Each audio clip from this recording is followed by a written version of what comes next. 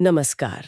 आज हम बौद्धिक संपदा यानी इंटेलेक्चुअल प्रॉपर्टी के एक बहुत ही अहम हिस्से पर बात करने वाले हैं, कॉपीराइट कानून।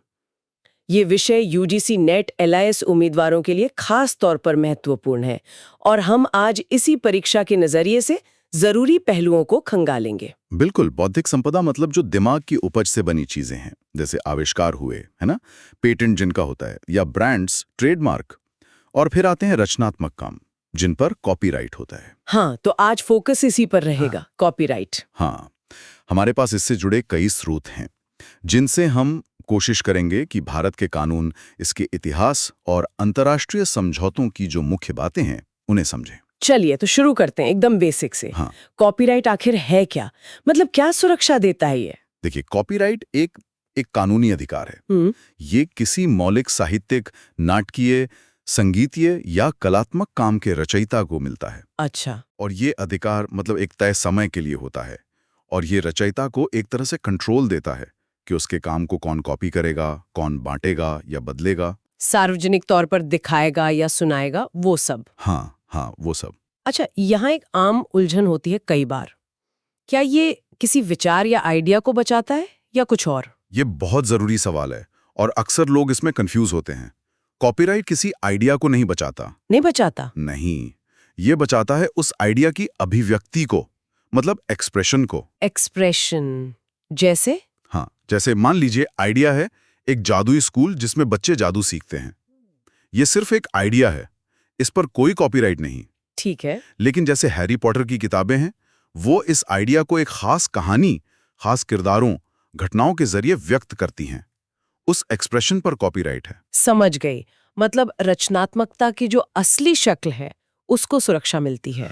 बिल्कुल। और शायद इसीलिए दिल्ली हाईकोर्ट ने भी एक मामले में कहा था कि ये कोई दैवीय अधिकार नहीं है। हाँ हाँ, वो 2016 का अवलोकन था। कोर्ट ने कहा कि ये कानून इसलिए बनाया गया है ताकि कला में, मतलब रचनात्मक कामों में गतिविधि बढ़े, प्रगति हो और समाज का भी बौद्धिक विकास हो। सही, मतलब एक संतुलन बनाने की कोशिश है बनाने वाले के अधिकार और समाज के हित के बीच। बिल्कुल सही कहा, ये एक संतुलन है। अच्छा, तो अब अगर इसके इतिहास पर थोड़ी नजर डालें, ये कॉन्सेप्ट आया कहाँ से, कैसे विकसित हुआ? हाँ, ये जानना भी जरूरी है। देखिए, जब यूरोप में प्रिंटिंग प्रेस आई, करीब 15वीं-16वीं शताब्दी में, तो किताबों की नकल बनाना बहुत आसान हो गया। तो पहले तो कोई खास नियम नहीं थे। इंग्लैंड में स्टेशनर्स कंपनी को थोड़ा नियंत्रण मिला था, प्रेस एक्ट 1662 वगैरह थे। लेकिन जो असली मोड़ आया वो था 1710 में। 1710? हाँ, स्टैट्यूट ऑफ एन। इसे पहला आधुनिक कॉपीराइट कानून माना जाता है। ये स्टैट्यूट ऑफ एन इतना खास क्यों था? इसलिए क्योंकि इसने पहली बार लेखकों को अधिकार दिए, सिर्फ छापने वालों को नहीं। और ये अधिकार एक निश्चित समय के लिए थे। अच्छा, लेखकों को सीधे अधिकार? हाँ, और इसका मकसद साफ लिखा था, ज्ञान को प्रोत्साहित करने के लिए एक अधिनियम। ये एक बड़ी सोच थी उस समय। इसके बाद फिर अमेरिका और दूसरे देशों में भी अपने अपने कानून बने। लेकिन अलग-अलग देशों के कानून होंगे तो दिक्कत होगी, है ना? मतलब अगर भारत का कोई लेखक है तो अमेरिका में उसके काम को सुरक्षा कैसे मिलेगी? इसके लिए तो समझौते हुए होंगे। बिल्कुल बिल्कुल, यहीं पर अंतर्राष्ट्रीय संधियों का रोल आता है। और इसमें सबसे अहम है बर्न कन्वेंशन, जो 1886 में हुआ। बर्न कन्वेंशन, हाँ, ये नाम सुना है। इसकी मुख्य बातें क्या है? ये यूजीसी नेट के लिए भी जरूरी हो सकता है। हाँ, ये बहुत महत्वपूर्ण है। इसके दो सबसे बड़े सिद्धांत हैं जो आज भी लागू होते हैं। पहला, स्वतः सुरक्षा। स्वतः सुरक्षा मतलब ये कि जैसे ही कोई मौलिक काम बनता है, मान लीजिए आपने कोई कविता लिखी या गाना रिकॉर्ड किया, उसे कॉपीराइट सुरक्षा अपने आप मिल जाती है। अच्छा, रजिस्ट्रेशन करवाना जरूरी नहीं है? बिल्कुल नहीं, सुरक्षा ऑटोमेटिक है। ये बर्न कन्वेंशन की बहुत बड़ी देन है। और दूसरा सिद्धांत? दूसरा है राष्ट्रीय व्यवहार, नेशनल ट्रीटमेंट। इसका मतलब है कि जो भी देश इस संधि के सदस्य हैं, वो एक दूसरे के नागरिकों के कामों को वैसे ही सुरक्षा देंगे जैसे वो अपने देश के नागरिकों को देते हैं। ओके, यानी भेदभाव नहीं होगा। हाँ, और भारत बर्न कन्वेंशन का सदस्य है। ठीक है। बर्न कन्वेंशन के अलावा और कौन सी संधियां हैं जो आज के दौर में खासकर डिजिटल दुनिया में मायने रखती हैं? हाँ, आज के लिहाज से देखें तो WTO का ट्रिप्स समझौता है, जो व्यापार और बौद्धिक संपदा को जोड़ता है। और डिजिटल दुनिया के लिए खासतौर पर वाइपो संधियां हैं। एक है WCT यानी कॉपीराइट ट्रीटी, और दूसरी WPPT यानी performances and phonograms treaty. WCT और WPPT हाँ, ये इंटरनेट और डिजिटल टेक्नोलॉजी के ज़माने में कॉपीराइट और जो जुड़े हुए अधिकार हैं, जैसे कलाकारों और संगीत निर्माताओं के, उनकी बात करती हैं। ये बहुत अहम है। समझ गई। चलिए अब फोकस भारत पर लाते हैं। भारत में अभी कॉपीराइट का मुख्य कानून कौन सा है? भारत में है कॉपीराइट अधिनियम 1957, द कॉपीराइट एक्ट 1957। ये 21 जनवरी 1958 से लागू हुआ था। 1958 से, तो ये आजाद भारत का पहला कॉपीराइट कानून हुआ। हाँ, व्यापक रूप से यही पहला कानून है। इसने पुराने ब्रिटिश दौर के 1914 वाले एक्ट की जगह ली थी। लेकिन इस 1957 के एक्ट में तो समय-समय पर बदलाव हुए हैं ना? मैंने सुना है कि 2012 में एक बड़ा संशोधन हुआ था। हाँ, बिल्कुल सही सुना आपने। कॉपीराइट संशोधन अधिनियम 2012 एक बहुत ही महत्वपूर्ण बदलाव था। इसे एक मील का पत्थर माना जाता है। ऐसा क्यों? क्या खास था इसमें? इसने कानून को डिजिटल युग के हिसाब से ढाला और कई जरूरी चीजें की। मोटे तौर पे देखें तो इसके कह सकते हैं 3-4 मुख्य उद्देश्य थे। हाँ। पहला, कानून को वाइपो की उन डिजिटल संधियों WCT और WPPT के मुताबिक लाना। अच्छा, जो अभी आपने बताई। हाँ। दूसरा, लेखकों और संगीतकारों के अधिकारों को, खासकर फिल्मों और संगीत में उनके काम के इस्तेमाल को लेकर ज्यादा मजबूत करना, उनकी रॉयल्टी वगैरह सुनिश्चित करना। ये दो कलाकारों के लिए अच्छा हुआ होगा। बिल्कुल। तीसरा, जो दिव्यांग व्यक्ति हैं उनके लिए कॉपीराइट वाली सामग्री तक पहुंच आसान बनाना। ये भी बहुत जरूरी है। और चौथा, इंटरनेट और ब्रॉडकास्टिंग से जुड़ी जो नई चुनौतियां आ रही थीं उनका समाधान निकालना, जैसे ऑनलाइन उल्लंघन, ISPs की जिम्मेदारी वगैरह। अच्छा, तो इसने डिजिटल कॉपीराइट, लेखकों की रॉयल्टी, दिव्यांगों की पहुंच, इन सब जरूरी मुद्दों पर ध्यान दिया। हाँ, ये काफी व्यापक संशोधन था। और भारत की अंतर्राष्ट्रीय स्थिति कैसी है? क्या हम इन सब संधियों का पालन करते हैं? हाँ, भारत लगभग सभी प्रमुख कॉपीराइट संधियों का सदस्य है। बर्न कन्वेंशन, UCC, ट्रिप्स, इन सब का। और जैसा मैंने कहा, हम 2018 में WCT और WPPT में भी शामिल हो गए हैं। हमारा कानून रोम कन्वेंशन, जो कलाकारों के अधिकारों के लिए है, और हाल की बीजिंग और माराकेश संधियों के भी करीब है। तो अंतर्राष्ट्रीय स्तर पर हम पूरी तरह से जुड़े हुए हैं। बहुत बढ़िया। अब ये बताएं कि किन-किन तरह के कामों को भारत में कॉपीराइट सुरक्षा मिलती है? लिस्ट क्या है? हाँ, भारतीय कानून के हिसाब से मुख्य श्रेणियां हैं। पहला, साहित्यिक कार्य, लिटरेरी वर्क्स। इसमें किताबें, लेख, कविताएं, यहाँ तक कि कंप्यूटर सॉफ्टवेयर और डेटाबेस भी आते हैं। सॉफ्टवेयर भी? हाँ। साहित्यिक काम माना जाता है? हाँ, कोड को एक तरह की लिखित अभिव्यक्ति माना जाता है। फिर है नाटकीय कार्य, ड्रामेटिक वर्क्स, जैसे नाटक की स्क्रिप्ट, पटकथा। संगीत कार्य, म्यूजिकल वर्क्स, मतलब धुनें, गाने, चाहे वो लिखे हों या रिकॉर्ड किए गए हों। कलात्मक कार्य, आर्टिस्टिक वर्क्स, इसमें बहुत कुछ आता है। पेंटिंग, मूर्ति, ड्राइंग, तस्वीरें, आर्किटेक्चर के डिज़ाइन, औद्योगिक डिज़ाइन भी। ओके। फिर हैं सिनेमाटोग्राफ फिल्में, यानी आपकी मूवीज़, वीडियोज़। और आखिर में ध्वनि रिकॉर्डिंग्स, मतलब ऑडियो रिकॉर्डिंग्स। ये लिस्ट काफी लंबी है। अच्छा, एक सवाल जो बार-बार मन में आता है और शायद श्रोताओं के मन में भी, क्या कॉपीराइट पाने के लिए रजिस्ट्रेशन करवाना अनिवार्य है? नहीं, जैसा हमने बर्न कन्वेंशन के संदर्भ में बात की थी, और ये भारत में भी लागू होता है। कॉपीराइट सुरक्षा स्वतः मिलती है, ऑटोमेटिक। ऑटोमेटिक? हाँ, जैसे ही आपका मौलिक काम किसी स्थायी रूप में आता है, मतलब आपने उसे कागज पर लिख दिया या कंप्यूटर फाइल में सेव कर लिया या उसे रिकॉर्ड कर लिया, उसी पल उसे कॉपीराइट सुरक्षा मिल जाती है। रजिस्ट्रेशन अनिवार्य नहीं है। फिर लोग रजिस्ट्रेशन करवाते क्यों हैं? कॉपीराइट ऑफिस में जाकर इसका क्या फायदा है? हाँ, करवाते हैं, और उसका फायदा है। देखिए, रजिस्ट्रेशन अनिवार्य नहीं है सुरक्षा के लिए, लेकिन यह कानूनी कार्रवाई में बहुत मददगार होता है। कैसे? अगर कोई आपके काम की नकल करता है और आपको उस पर केस करना पड़ता है, तो जो रजिस्ट्रेशन सर्टिफिकेट होता है वो कोर्ट में प्रथम दृष्टया सबूत, प्रीमा फेसी एविडेंस माना जाता है कि आप ही उस काम के मालिक हैं। अच्छा, मतलब पहली नजर में कोर्ट मान लेगी कि आप मालिक हैं। हाँ, इससे आपका केस मजबूत हो जाता है, सबूत देना आसान हो जाता है। अगर रजिस्ट्रेशन नहीं है तो भी आप केस कर सकते हैं, लेकिन फिर आपको मालिकाना हक साबित करने में थोड़ी ज्यादा मेहनत करनी पड़ सकती है। समझ गई। तो ये एक तरह का सबूत है। बिल्कुल। और कुछ मामलों में, जैसे अगर आपको स्टैट्यूटरी डैमेजेस क्लेम करने हैं, ये अमेरिका में ज्यादा होता है, तो रजिस्ट्रेशन जरूरी हो सकता है। और वो जो कुछ लोग कहते हैं कि अपने काम को खुद को ही रजिस्टर्ड डाक से भेज दो, उसे पुअर मैन्स कॉपीराइट कहते हैं शायद? हाँ, सुना है, लेकिन वो सिर्फ एक मिथक है। कानूनी तौर पर उसका कोई वजन नहीं है। कोई वजन नहीं? नहीं। वो ज्यादा से ज्यादा ये साबित कर सकता है कि उस तारीख को वो चीज मौजूद थी, लेकिन ये साबित नहीं करता कि उसे बनाया किसने या उसका मालिक कौन है। आधिकारिक रजिस्ट्रेशन का ये कोई विकल्प नहीं है। ठीक है, ये जानना जरूरी था। अब आते हैं अवधि पर। कॉपीराइट सुरक्षा आखिर रहती कितने समय तक है? क्या ये हमेशा के लिए होती है? नहीं, हमेशा के लिए नहीं होती। ये सीमित समय के लिए होती है। भारत में ज्यादातर कामों के लिए, जैसे साहित्यिक, नाटकीय, संगीत और कलात्मक काम, किताबें, गाने, पेंटिंग्स वगैरह? हाँ, इन सब के लिए अवधि है लेखक के जीवन काल प्लस 60 साल। लेखक के जीवन काल प्लस 60 साल? हाँ, और ये 60 साल लेखक की मृत्यु वाले साल के खत्म होने के बाद अगले कैलेंडर साल की 1 जनवरी से गिने जाते हैं। अच्छा, मृत्यु के तुरंत बाद से नहीं, बल्कि अगले साल से? हाँ, अगले कैलेंडर साल से। और फिल्मों, साउंड रिकॉर्डिंग या तस्वीरों के लिए क्या नियम है? उनके लिए नियम थोड़ा अलग है।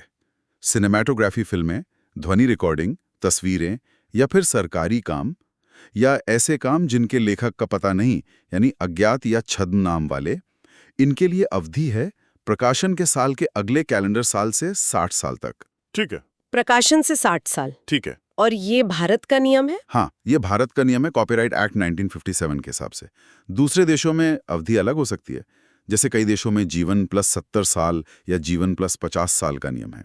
तो अगर कोई विदेशी काम भारत में सुरक्षित है, हाँ, तो उसकी अवधि? उसके लिए अंतर्राष्ट्रीय समझौतों के तहत नियम लागू होते हैं, लेकिन आमतौर पर भारत में उसे उतनी ही अवधि मिलती है जितनी उसके अपने मूल देश में मिलती है, या भारत की अवधि जो भी कम हो। ठीक है, अब बात करते हैं मालिकाना हक की। कॉपीराइट का पहला मालिक कौन होता है? सामान्य नियम तो यही है कि काम का जो रचयिता, ऑथर, वही कॉपीराइट का पहला मालिक होता है। जिसने बनाया वही मालिक। लेकिन इसमें भी कुछ पेच होंगे। जैसे अगर कोई नौकरी करते हुए कुछ बनाता है, मान लीजिए कोई सॉफ्टवेयर इंजीनियर है, वो कंपनी के लिए कोड लिखता है, तब मालिक कौन? हाँ, ये एक बहुत कॉमन सिचुएशन है और एक अहम अपवाद भी। अगर कोई काम नौकरी के अनुबंध के तहत किया गया है, मतलब कॉन्ट्रैक्ट ऑफ सर्विस के तहत, तो जब तक मालिक और कर्मचारी के बीच कोई अलग से लिखित समझौता ना हुआ हो, तब तक नियोक्ता यानी कि कंपनी ही उस काम की कॉपीराइट की पहली मालिक मानी जाएगी। इसे वर्क फॉर हायर का सिद्धांत भी कहते हैं। हालांकि ये टर्म अमेरिका में ज्यादा चलता है, पर कॉन्सेप्ट भारत में भी लागू होता है। अच्छा, तो नौकरी में बनाया काम आमतौर पर कंपनी का होता है? हाँ, जब तक अग्रीमेंट में कुछ और ना लिखा हो।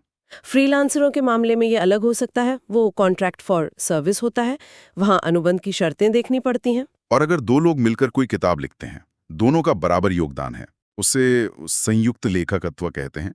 अगर दो या ज्यादा लेखक मिलकर इस तरह काम करते हैं कि ये पता लगाना मुश्किल है कि किसका योगदान कितना है, उसे अलग नहीं किया जा सकता, तो वो दोनों या जितने भी हैं वो सब संयुक्त मालिक होते हैं। ठीक है, अब मान लीजिए मेरे पास किसी चीज का कॉपीराइट है, क्या मैं इसे बेच सकती हूँ या किसी और को इस्तेमाल करने के लिए दे सकती हूँ? हाँ, बिल्कुल। कॉपीराइट एक संपत्ति की तरह है, जैसे कोई घर या जमीन। इसे बेचा जा सकता है। बेचने को कहते हैं असाइनमेंट। हाँ, या फिर आप मालिकाना हक अपने पास रखते हुए किसी और को कुछ शर्तों के साथ इस्तेमाल करने की इजाजत दे सकती हैं। इसे कहते हैं लाइसेंसिंग। असाइनमेंट और लाइसेंसिंग, ठीक है। भारत में असाइनमेंट के क्या कोई खास नियम है? ये शायद परीक्षा के लिए जरूरी हो सकता है। हाँ, हैं। ये धारा 19 में दिए गए हैं। कुछ मुख्य बातें हैं जो याद रखनी चाहिए। पहली बात, असाइनमेंट लिखित में होना चाहिए और मालिक के हस्ताक्षर होने चाहिए। जुबानी असाइनमेंट नहीं चलता। लिखित होना जरूरी है। Okay, good. दूसरी बात, उस लिखित एग्रीमेंट में साफ साफ लिखा होना चाहिए कि कौन सा काम है, कौन कौन से अधिकार दिए जा रहे हैं, कितनी अवधि के लिए दिए जा रहे हैं और किस भौगोलिक क्षेत्र के लिए हैं। सब कुछ स्पष्ट होना चाहिए। हाँ, और यहाँ एक बहुत जरूरी बात है, अगर एग्रीमेंट में अवधि नहीं लिखी है तो कानून ये मान लेगा कि असाइनमेंट सिर्फ 5 साल के लिए है। सिर्फ 5 साल? अगर लिखा नहीं तो? हाँ, पाइन लैब्स बनाम जमाल्टो केस में दिल्ली हाईकोर्ट ने भी इसे कंफर्म किया था। तो अवधि लिखना बहुत जरूरी है अगर आप 5 साल से ज्यादा के लिए अधिकार दे रहे हैं। ये तो बहुत महत्वपूर्ण पॉइंट है। और अगर इलाका नहीं लिखा तो? अगर भौगोलिक क्षेत्र नहीं लिखा है तो ये माना जाएगा कि असाइनमेंट सिर्फ भारत के लिए ही है। अच्छा, तो धारा 19 असाइनमेंट के लिए काफी स्पेसिफिक है। हाँ, बिल्कुल। और लाइसेंसिंग में क्या होता है? लाइसेंस में मालिक अधिकार बेचता नहीं, बस इस्तेमाल की अनुमति देता है। ये एक्सक्लूसिव भी हो सकता है, सिर्फ एक को देना, या नॉन एक्सक्लूसिव, कई लोगों को देना। ये कुछ खास कामों के लिए खास समय के लिए हो सकता है। इसमें अनिवार्य लाइसेंस का भी प्रावधान है कुछ स्थितियों में। और कलेक्टिव मैनेजमेंट सोसाइटीज भी होती हैं जो बहुत सारे लेखकों या संगीतकारों की तरफ से लाइसेंस देती हैं। आजकल वो क्रिएटिव कॉमन्स लाइसेंस भी काफी दिखते हैं, सीसी लिखा होता है। हाँ, वो ओपन लाइसेंस का एक प्रकार है। उसमें मालिक पहले ही कुछ शर्तों के साथ, जैसे कि मेरा नाम जरूर देना या मेरे काम से पैसा मत कमाना, लोगों को इस्तेमाल की इजाजत दे देता है। ये ज्ञान और रचनात्मकता को साझा करने का एक अच्छा तरीका है। ठीक है, अब आते हैं सबसे अहम चीज पर, अधिकारों पर। कॉपीराइट मालिक को आखिर मिलता क्या है? कौन कौन से अधिकार मिलते हैं? मुख्य रूप से 2 तरह के अधिकार होते हैं। इन्हें याद रखना जरूरी है। कौन से दो? पहला, आर्थिक अधिकार, इकोनॉमिक राइट्स, और दूसरा नैतिक अधिकार, मोरल राइट्स। आर्थिक अधिकार, ये तो शायद पैसे कमाने से जुड़े होंगे। बिल्कुल सही। ये वो अधिकार है जिनसे मालिक अपने काम से आर्थिक लाभ उठा सकता है, पैसा कमा सकता है।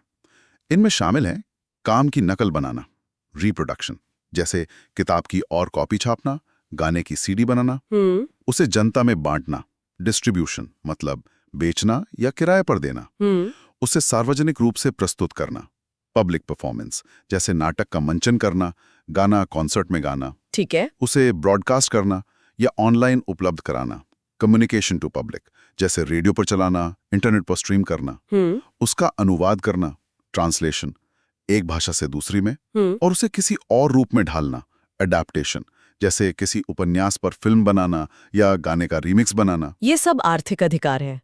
और नैतिक अधिकार क्या होते हैं? ये कैसे अलग हैं? नैतिक अधिकार लेखक के व्यक्तित्व और सम्मान से जुड़े होते हैं। ये गैर आर्थिक हैं। और खास बात यह कि ये अधिकार आमतौर पर बेचे नहीं जा सकते, भले ही आपने अपने आर्थिक अधिकार किसी और को बेच दिए हों। अच्छा, ये कौन से अधिकार हैं? इसमें मुख्य रूप से 2 अधिकार आते हैं। पहला, श्रेय का अधिकार, राइट ऑफ पैटर्निटी, एट्रीब्यूशन, मतलब लेखक के तौर पर अपना नाम जुड़वाने का अधिकार। कोई आपके काम को अपने नाम से नहीं छाप सकता। हाँ, ये तो जरूरी है। और दूसरा है सत्यनिष्ठा का अधिकार, राइट ऑफ इंटीग्रिटी। इसका मतलब है कि लेखक अपने काम में कोई ऐसा फेरबदल, काट-छांट या तोड़-मरोड़ रोक सकता है जिससे उसकी प्रतिष्ठा को, उसके सम्मान को ठेस पहुंचती हो। मतलब काम को बिगाड़ने से रोकने का अधिकार। हाँ, अगर उससे लेखक की इज्जत पर असर पड़ता है। भारत का कानून यानी कॉपीराइट एक्ट 1957 ये दोनों तरह के अधिकार, आर्थिक और नैतिक, लेखकों और रचनाकारों को देता है। ठीक है, तो अब जब हमें अधिकार पता चल गए तो बात करते हैं उल्लंघन की। कॉपीराइट का उल्लंघन कब माना जाता है? बहुत सीधे शब्दों में कहें तो जब कोई व्यक्ति बिना कॉपीराइट मालिक की इजाजत के उसके आर्थिक या नैतिक अधिकारों का इस्तेमाल करता है तो वो कॉपीराइट का उल्लंघन होता है। जैसे बिना पूछे किसी की किताब छापकर बेच देना, या किसी का गाना कॉपी करके अपनी एल्बम में डाल देना, या कोई फिल्म इंटरनेट से डाउनलोड करके दोस्तों में बांट देना। ये सब उल्लंघन है। लेकिन क्या हर तरह का इस्तेमाल उल्लंघन होता है? क्या कानून में कोई छूट भी है? मतलब कुछ स्थितियों में क्या बिना इजाजत के इस्तेमाल किया जा सकता है? हाँ बिल्कुल, कानून ये भी मानता है कि कुछ स्थितियों में समाज के हित के लिए या शिक्षा और शोध के लिए कॉपीराइट वाले काम का सीमित इस्तेमाल जरूरी हो सकता है। इन्हें अपवाद या सीमाएं कहते हैं। अपवाद? हाँ, और भारत में इस मामले में जो सबसे महत्वपूर्ण सिद्धांत है वो है उचित व्यवहार का सिद्धांत। ये धारा 52 में दिया गया है। ये छूट मिलती है, ये यूजीसी नेट के लिए बहुत जरूरी हो सकता है। हाँ, ये बहुत महत्वपूर्ण है। धारा 52 कहती है कि अगर कॉपीराइट वाले काम का इस्तेमाल कुछ खास मकसदों के लिए उचित तरीके से किया जाए तो वो उल्लंघन नहीं माना जाएगा। कौन से मकसद? कानून में मुख्य रूप से 3 मकसद बताए गए हैं फेयर डीलिंग के लिए।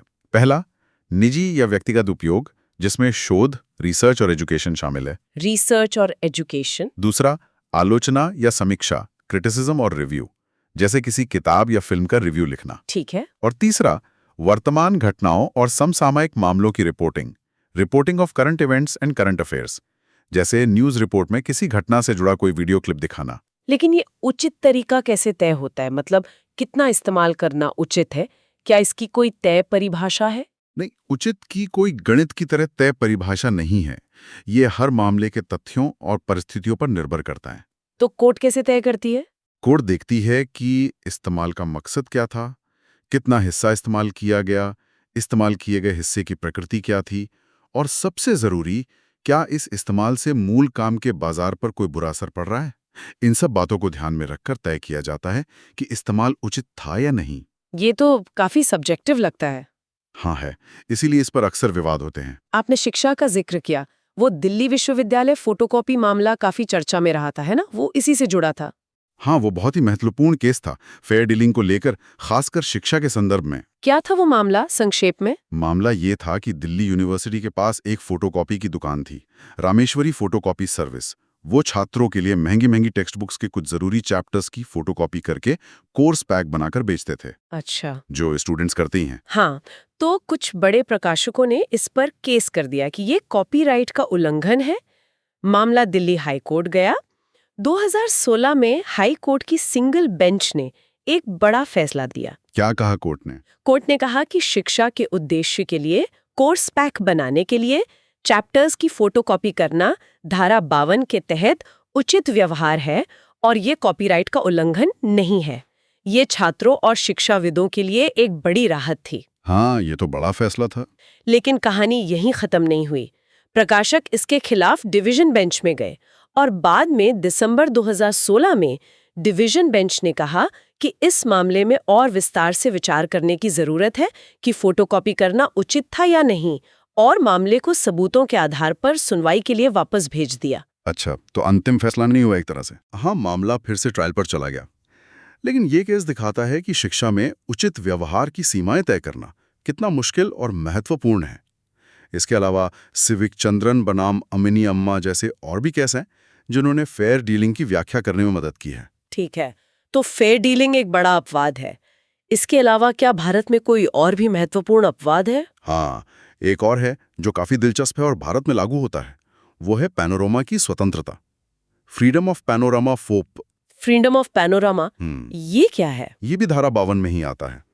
इसका मतलब है कि अगर कोई कलाकृति, जैसे कोई मूर्ति है या कोई इमारत, आर्किटेक्चर, वो स्थायी रूप से किसी सार्वजनिक जगह पर या ऐसी जगह जहां जनता जा सकती है वहां लगी हुई है, जैसे कोई चौराहा या पार्क। हाँ, तो आप उसकी तस्वीर खींच सकते हैं या उसकी पेंटिंग बना सकते हैं या उसे अपनी फिल्म में दिखा सकते हैं, खासकर अगर वो सिर्फ पृष्ठभूमि में है। ऐसा करना कॉपीराइट का उल्लंघन नहीं माना जाएगा। अच्छा, मतलब इंडिया गेट की फोटो खींचने के लिए परमिशन नहीं लेनी पड़ेगी? बिल्कुल नहीं। या किसी सार्वजनिक पार्क में लगी मूर्ति की। ये इसीलिए है ताकि लोग अपने आसपास की सार्वजनिक कला को बिना डरे रिकॉर्ड कर सकें। इसका कोई हालिया उदाहरण या केस है? हाँ, हाल ही में एक मामला आया था saint plus art India foundation बनाम एको जनरल इंश्योरेंस का। मुंबई में एक बहुत बड़ा दीवार पर चित्र, म्यूरल बनाया गया था ह्यूमैनिटी नाम से। आरोप था कि एक बीमा कंपनी ने उसे अपने विज्ञापन में इस्तेमाल कर लिया।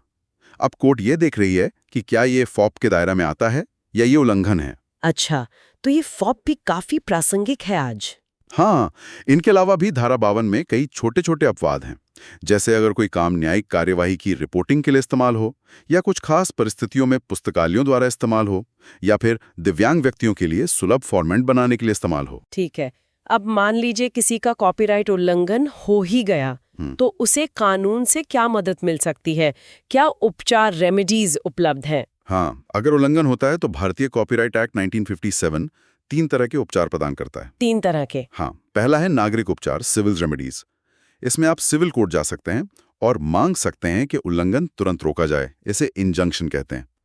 आप अपने नुकसान का मुआवजा, डैमेजेस मांग सकते हैं, या फिर ये मांग सकते हैं कि उल्लंघन करने वाले ने जो मुनाफा कमाया है उसका हिसाब दे और वो आपको मिले, अकाउंट ऑफ प्रॉफिट्स। ठीक है, ये सिविल कोर्ट में हुआ। दूसरा है आपराधिक उपचार, क्रिमिनल रेमेडीज।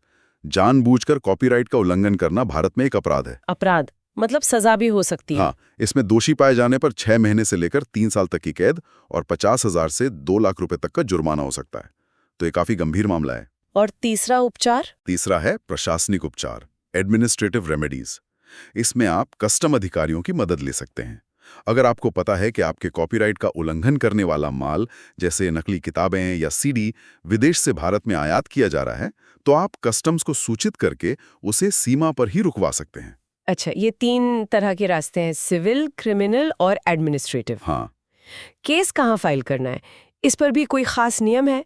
मतलब क्या मैं कहीं भी केस कर सकती हूँ? इस पर धारा 62 है जो कहती है कि कॉपीराइट मालिक वहां भी केस कर सकता है जहां वो खुद रहता है या अपना कारोबार करता है, भले ही उल्लंघन कहीं और हुआ हो। ये मालिक के लिए सुविधा की बात है। लेकिन सुप्रीम कोर्ट ने इंडियन परफॉर्मिंग राइट्स सोसाइटी बनाम संजय डालिया 2015 केस में इसे थोड़ा स्पष्ट किया है। क्या कहा कोर्ट ने? कोर्ट ने कहा कि ये धारा 62 का मकसद मालिक को सुविधा देना है, प्रतिवादी को परेशान करना नहीं। तो अगर उल्लंघन भी वहीं हुआ है जहां मालिक रहता है या काम करता है, तो उसे वहीं केस करना चाहिए। वो सिर्फ प्रतिवादी को परेशान करने के लिए अपने किसी दूर दराज के शाखा कार्यालय के पते का इस्तेमाल करके वहां केस नहीं कर सकता। अच्छा, मतलब कानून का दुरुपयोग नहीं होना चाहिए। बिल्कुल। आखिर में भारत में कॉपीराइट से जुड़े सरकारी दफ्तर कौन से हैं? कौन ये सब देखता है? मुख्य रूप से है कॉपीराइट ऑफिस। ये नई दिल्ली में स्थित है और इसका मुखिया होता है रजिस्ट्रार ऑफ कॉपीराइट्स। ये कॉपीराइट के रजिस्ट्रेशन वगैरह का काम देखता है। इसका जिक्र धारा 9 में है। Copyright office. हाँ, और एक्ट में एक कॉपीराइट बोर्ड के गठन का भी प्रावधान था, धारा 11। इसका काम कुछ विवादों को सुलझाना और लाइसेंस वगैरह के मामलों को देखना था। हालांकि अब ट्रिब्यूनल सुधारों के बाद इसके कई काम या तो अदालतों के पास चले गए हैं या फिर वाणिज्यिक अदालतों द्वारा देखे जाते हैं। लेकिन मूल अधिनियम में इसका जिक्र है। ठीक है, तो कॉपीराइट ऑफिस मुख्य प्रशासनिक इकाई है। हाँ, बहुत खूब, ये तो काफी विस्तृत चर्चा हो गई। तो संक्षेप में अगर हम मुख्य बातें दोहराएं, खासकर यूजीसी नेट LIS उम्मीदवारों के लिए, हाँ बिल्कुल। तो हमने समझा कि कॉपीराइट क्या है। ये विचारों की नहीं बल्कि उनकी अभिव्यक्ति, उनके एक्सप्रेशन की सुरक्षा है। सही। हमने भारत के 1957 के एक्ट और खास तौर पर 2012 के अहम संशोधन पर बात की, जिसने कानून को डिजिटल युग के लायक बनाया और रचनाकारों, खासकर लेखकों और संगीतकारों के अधिकारों को मजबूत किया। हाँ, और दिव्यांगों की पहुंच का भी ध्यान रखा। बिल्कुल। हमने ये भी जाना कि कॉपीराइट सुरक्षा अपने आप मिलती है स्वतः बर्न कन्वेंशन के तहत, और रजिस्ट्रेशन अनिवार्य नहीं है पर कानूनी कार्यवाही में फायदेमंद है। हाँ, सबूत के तौर पे। अवधि भारत में ज्यादातर कामों के लिए लेखक के जीवन काल प्लस 60 साल है, या फिर फिल्मों, रिकॉर्डिंग वगैरह के लिए प्रकाशन से 60 साल। जी। मालिकाना हक आमतौर पर लेखक का होता है, लेकिन नौकरी के मामले में नियोक्ता का भी हो सकता है, वर्क फॉर हायर जैसा सिद्धांत। और इसे असाइनमेंट, बेचा या लाइसेंस इस्तेमाल की अनुमति किया जा सकता है, जिसके लिए धारा 19 के नियम लागू होते हैं। हाँ, वो 5 साल वाली बात याद रखने लायक है। बिल्कुल। अधिकारों में हमने आर्थिक अधिकार जैसे नकल बनाना, बांटना, प्रदर्शन करना, और नैतिक अधिकार, श्रेय पाने और काम की सत्यनिष्ठा बनाए रखने का अधिकार को समझा। दोनों ही जरूरी हैं। और उल्लंघन के मामले में हमने जाना कि ये क्या होता है, लेकिन इसके महत्वपूर्ण अपवाद भी हैं। सबसे जरूरी है उचित व्यवहार, यानी फेयर डीलिंग, धारा 52, खासकर निजी उपयोग, शोध, शिक्षा, आलोचना और रिपोर्टिंग के लिए। दिल्ली यूनिवर्सिटी केस इसका एक अहम उदाहरण है। हाँ, और हमने पैनोरामा की स्वतंत्रता, फोप को भी समझा, जो सार्वजनिक स्थानों पर लगी कलाकृतियों के लिए लागू होता है। ये अपवाद संतुलन बनाते हैं। और आखिर में हमने उल्लंघन होने पर मिलने वाले उपचार, सिविल, क्रिमिनल, एडमिनिस्ट्रेटिव और कॉपीराइट ऑफिस के बारे में जाना। बिल्कुल। और ये पूरी चर्चा यही दिखाती है कि कॉपीराइट कानून कोई स्थिर चीज नहीं है। ये लगातार तकनीक और समाज के साथ कदम मिलाने की, बदलने की कोशिश कर रहा है। सही कहा। मकसद वही है, बनाने वालों को प्रोत्साहन देना ताकि वो और अच्छा काम करें, और साथ ही ये भी सुनिश्चित करना कि ज्ञान और संस्कृति का लाभ समाज तक भी पहुंचे। ये संतुलन साधना इसकी सबसे बड़ी चुनौती है और हमेशा रहेगी। बिल्कुल सही कहा आपने। और यहीं से हमारे श्रोताओं के लिए एक सोचने वाली बात निकलती है, एक अंतिम विचार। जिस तेजी से टेक्नोलॉजी बदल रही है, आर्टिफिशियल इंटेलिजेंस, AI अब खुद कंटेंट बना रहा है, तस्वीरें, लेख, संगीत, रीमिक्स कल्चर इतना आम हो गया है, तो सवाल ये उठता है कि क्या हमारा मौजूदा कॉपीराइट का ढांचा, जो काफी हद तक पारंपरिक रचनाओं के लिए बना था, क्या वो इन नई चुनौतियों के लिए, भविष्य के लिए तैयार है? ये बहुत बड़ा सवाल है। क्या हमें कॉपीराइट की मूल परिभाषा, उसके दायरे और उसके अपवादों पर फिर से और शायद ज्यादा मौलिक रूप से सोचने की जरूरत है, ताकि भविष्य की रचनात्मकता को सही दिशा मिल सके और किसी का हक नहीं ना मारा जाए? ये सवाल आने वाले समय में और भी ज्यादा महत्वपूर्ण होता जाएगा। इस पर बहस चलती रहेगी। बिल्कुल। इस बेहतरीन और बहुत ही जानकारी भरी गहरी चर्चा के लिए आपका बहुत बहुत शुक्रिया। मुझे भी मजा आया, शुक्रिया। और हमारे सभी श्रोताओं का भी धन्यवाद कि वे हमारे साथ जुड़े रहे। उम्मीद है कि ये जानकारी खासकर जो UGC नेट LIS परीक्षा की तैयारी कर रहे हैं उनके जरूर काम आएगी। अगली बार फिर मिलेंगे एक नए विषय के साथ। नमस्कार।